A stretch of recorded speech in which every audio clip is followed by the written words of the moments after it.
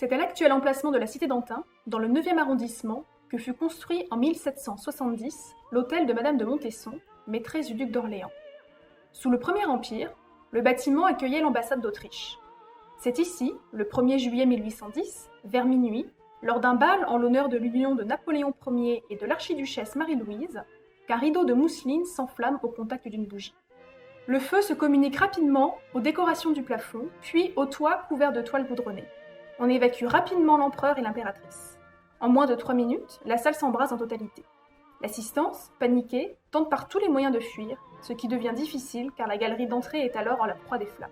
L'incendie provoqua des dizaines de morts et de nombreux blessés. L'empereur prit les mesures qui s'imposent et réorganisa le corps des pompiers en un bataillon militaire le 18 septembre 1811. La brigade des sapeurs-pompiers de Paris en est aujourd'hui l'héritière. Les deux hôtels sont démolis vraisemblablement vers 1829, après leur achat par la compagnie Delaunay qui fait lotir à la place la cité d'Antin.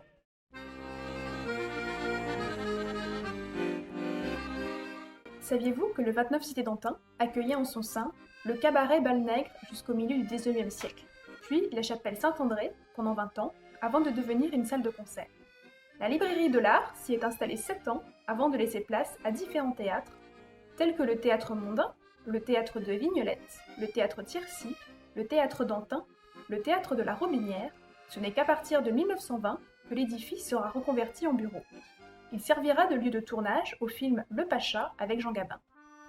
Le 31 cité d'Antin, quant à lui, était une célèbre maison close des années 30, créée par Théophile Bader, cofondateur des Galeries Lafayette, qui croyait ainsi que ses employés cesseraient d'importuner ses vendeuses.